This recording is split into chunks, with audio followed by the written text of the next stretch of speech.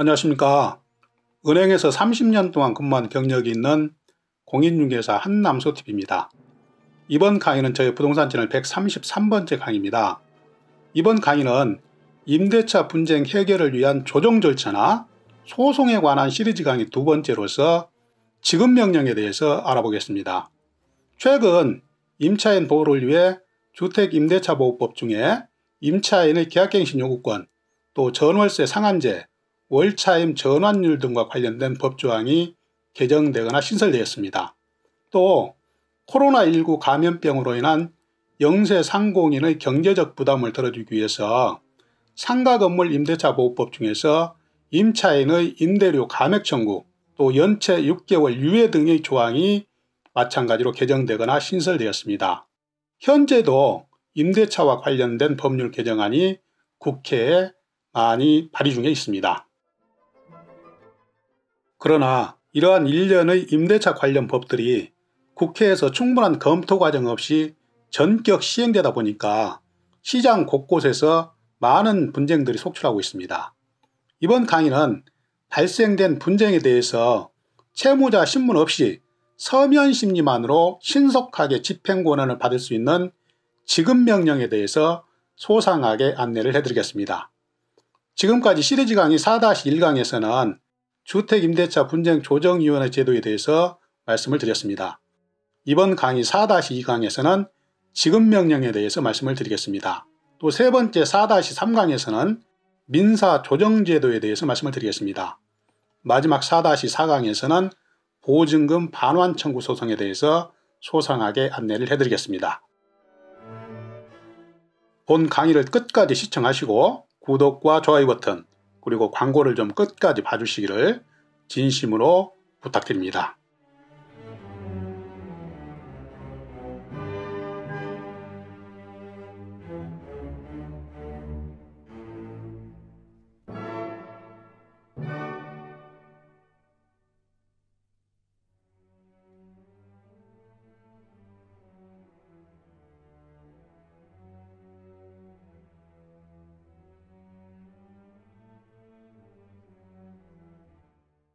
채권자나 채무자 신문 없이 서면 심리만으로 집행권한을 쉽게 받을 수 있는 지급명령에 대해서 다음과 같은 목차로 설명을 드리겠습니다. 첫 번째는 지급명령의 개념에 대해서 간략하게 말씀을 드리겠습니다. 두 번째는 지급명령의 특징과 그 유용성에 대해서 말씀을 드리겠습니다. 세 번째는 지급명령 절차를 한눈에 알아볼 수 있도록 도표를 통해서 알기 쉽게 설명을 드리겠습니다. 네 번째는 신청, 심리, 송달에 대해서 설명을 드리겠습니다. 다섯 번째는 지급명령에 대한 이의신청 부분에 대해서 말씀을 드리겠습니다. 여섯 번째는 지급명령에 대해서 이의신청이나 아니면 송달이 되지 않을 경우에는 정식 소송 절차로 진행을 해야 되는데 이것에 대해서 말씀을 드리겠습니다. 일곱 번째는 지급명령의 효력에 대해서 말씀을 드리겠습니다. 이제 본론 설명을 드리겠습니다. 맨 먼저 지급명령의 개념에 대해서 간략하게 안내를 해드리겠습니다.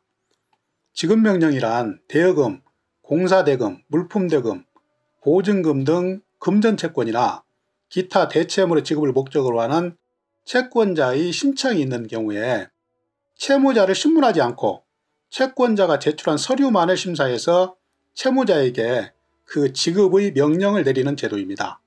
일종의 독촉 절차라고 보시면 되겠습니다. 또 지급명령은 채권자가 법정에 나가지 않고도 적은 비용으로 신속하게 민사 분쟁을 해결할 수 있는 장점이 있습니다. 그러나 상대방이 지급명령에 대해 이의신청이 있거나 송달이 되지 않으면 결국 통상의 소송 절차로 진행을 할 수밖에 없습니다.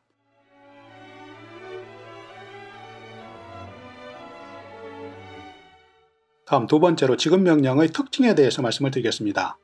지급명령은 서면 심리만으로 결정이 됩니다.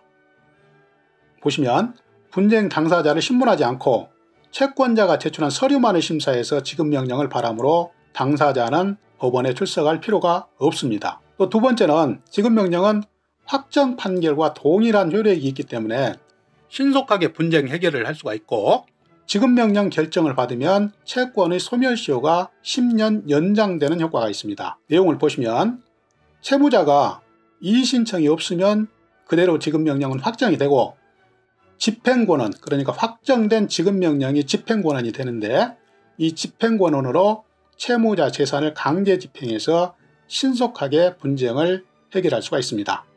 또 세 번째는 비용이 아주 저렴합니다. 지급명령을 할 때는 인지대하고 송달료를 납부를 하게 되는데, 인지대는 정식 소송할 때의 10분의 1입니다. 그래서 예를 들어서 속값이 5천만 원일 때 인지대는 23,000원, 송달료는 57,600원이 들어갑니다. 그래서 5천만 원 지급명령을 신청을 할 때 비용은 10만 원 이하가 돼서 아주 저렴하다는 얘기입니다. 또 네 번째는 지급명령은 공시송달이 인정이 되지 않습니다. 그러니까 지급명령 신청을 할 때는 채무자에게 정확하게 송달을 할 수 있는지를 확인을 하고 지급명령을 신청을 해야 됩니다. 그렇지 않으면, 송달이 되지 않으면 결국은 소송으로 갈 수밖에 없기 때문에 오히려 시간이 더 많이 걸릴 수가 있어요.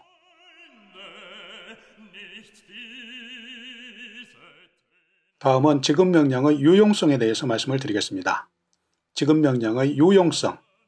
지급명령은 다음과 같은 경우에 신청하는 것이 유리합니다. 두 가지가 있죠. 첫 번째는 채무자의 주소가 확실해서 송달에 전혀 지장이 없을 때, 또 두 번째는 채무자가 지급명령에 대해서 이의하지 않을 것으로 예상되는 경우, 그러니까 다툼이 없을 때 지급명령을 신청을 해야 됩니다. 따라서 송달할 주소가 정확하고 채무자의 지급채무에 대한 다툼이 없을 때 지급명령을 신청을 해야 됩니다. 송달할 주소지가 불확실하거나 이의가 예상되면 처음부터 정식 소송으로 진행하는 것이 훨씬 더 유리해요.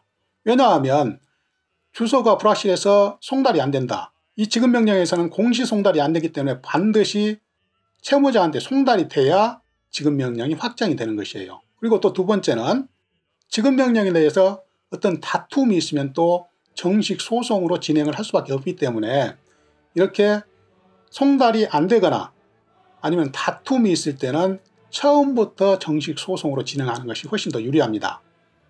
이러한 송달이 안 되거나 다툼이 예상되는 경우에도 지급명령을 신청을 해서 결국은 소송으로 진행이 된다면 지급명령을 진행했던 그 기간은 결국 버리는 시간이 되는 것이에요.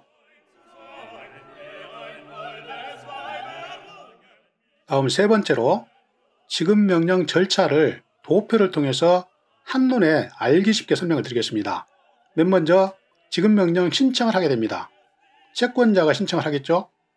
여기서 채권자는 임대차 관계에서는 당연히 임차인이 될 것입니다. 두 번째는 서면 심리를 하게 됩니다. 지급명령은 당사자를 신문하지 않고 채권자가 제출한 서면만으로 심리를 한다고 말씀을 드렸죠. 그래서 이 청구에 문제가 없다. 그럴 경우에는 지급명령이 결정이 되게 됩니다. 지급명령이 결정이 되면 지급명령 결정문을 채무자에게 송달을 하게 됩니다.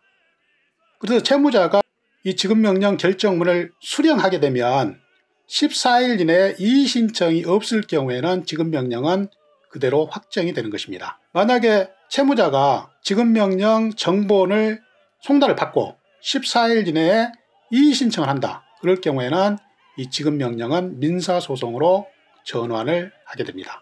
그리고 채무자가 이 지급명령 결정문을 받지 못했을 때, 송달이 되지 않았을 경우에는 채권자는 채무자에게 송달이 되지 않기 때문에 소제기를 해가지고 정식 소송 절차에서 공시송달 제도를 활용하기 위해서 소제기를 하게 되면 민사소송으로 그대로 전환이 되게 됩니다. 그리고 법원에서 채권자에게 채무자 주소를 보정을 해라. 이렇게 해서 채권자가 채무자 주소를 보정을 해서 송달을 다시 하게 되면은 이 채권자가 일정한 기간 내에 이의 신청을 하지 않으면 그대로 확정이 되는 것인데, 주소 보정을 해가지고 송달을 했는데 또 송달이 안 됐다. 그럴 경우에는 법원에서는 지급명령 신청을 각하를 합니다. 특징적인 것은 지급명령에서는 공시송달 제도가 인정이 되지 않기 때문에 지급명령 결정문이 반드시 채무자에게 송달이 되고 일정한 기간 내에 이의 신청을 하지 않을 경우에 그 지급명령은 확정이 되는 것입니다.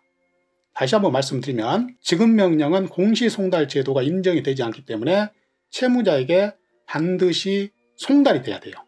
이거를 꼭 잘 알고 염두에 두시기 바랍니다. 그래서 지급명령을 신청을 할 경우에는 전에도 말씀드렸듯이 채무자 주소가 정확해가지고 지급명령 결정문이 채무자에게 송달이 될 수 있을 경우에만 신청을 해야 되고, 또 지급명령 결정에 대해서 채무자가 이의 신청이 없을 경우, 이렇게 예상될 경우에만 지급명령을 신청을 해야 되지, 그렇지 않고 주소가 불명확해서 송달이 되지 않는다든가 아니면 지급명령 결정에 대해서 채무자의 이의 신청이 예상되는 경우에는 지급명령을 하는 것보다는 처음부터 소송을 진행하는 것이 훨씬 더 효율적이다. 이런 것을 잘 아시기 바랍니다. 계속해서 전 슬라이드에서 말씀드린 절차도에 따라서 순서대로 말씀을 드리겠습니다. 먼저 신청에 대해서 보시겠습니다. 지급명령은 채무자의 보통재판적 소재지나 근무지 또는 사무소, 영업소의 특별재판적 소재지를 관할하는 지방법원에 신청을 하게 됩니다. 그러나 관할 위반이거나 청구가 이유 없음이 명백한 경우에는 신청을 기각하게 됩니다. 이 기각에 대해서는 불복 신청을 할 수가 없어요. 두 번째, 심리를 보시면 지급명령을 신청받은 법원은 채무자를 신문하지 않고 채권자가 제출한 서류 등을 참고해서 서면 심리로 지급명령을 결정하게 됩니다.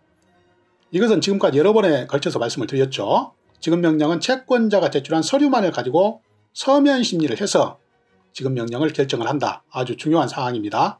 그렇기 때문에 속도가 굉장히 빨라진다는 얘기예요.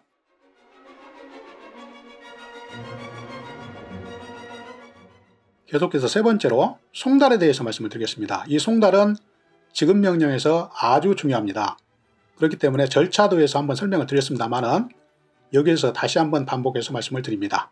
보시면 지급명령 결정에 따라서 채무자에게 지급명령 정본을 송달하게 되는데, 신청서의 주소지에 채무자가 거주하지 않아서 송달될 수 없으면 법원은 채권자에게 주소 보정을 명합니다.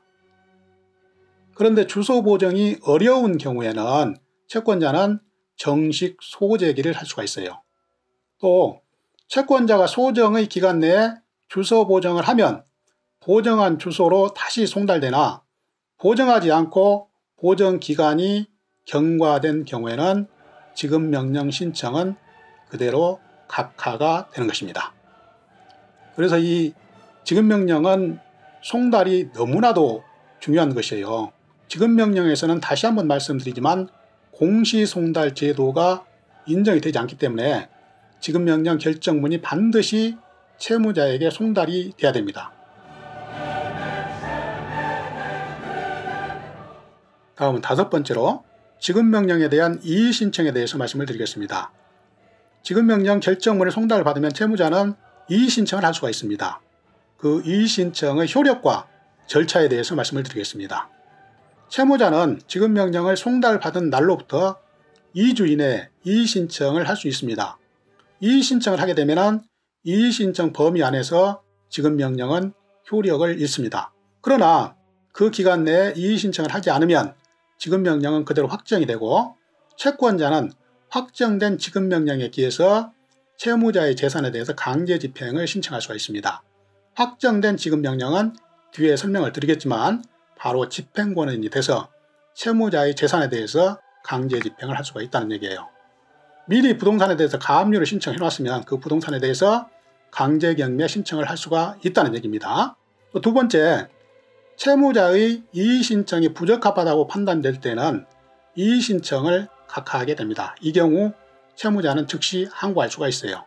또 세 번째, 채무자의 이의 신청이 적합한 경우에는 이의 신청에 따라서 그 지급명령은 효력을 상실하게 됩니다. 효력을 상실하게 돼서 그 지급명령은 바로 소송으로 전환이 되게 되는데, 지급명령을 신청한 때 소가 제기된 것으로 봅니다. 다음은 여섯 번째입니다. 지급명령 결정을 송달을 했는데 채무자가 송달을 받을 수 없다. 그리고 또 송달을 받았는데 채무자가 이의 신청을 할 경우에는 소송 절차로 바로 이행이 됩니다. 여기에 대해서 설명을 드리겠습니다. 채무자가 적법한 이의 신청을 하거나 채권자가 주소 보정을 할 수 없어서 소재기 신청을 한 경우에 또는 법원에서 직권으로 소송 절차에 붙이는 경우에는 지급명령을 신청한 때에 소제기가 된 것으로 봅니다. 두 번째, 이 경우에 채권자는 소장의 인지액과 지급명령 신청서에 첩부한 인지액의 차액을 추가적으로 납부를 해야 되는데 기간 내에 미납한 경우에는 법원에서는 각하 결정을 하고 이 각하 결정에 대해서 즉시 항고할 수는 있습니다.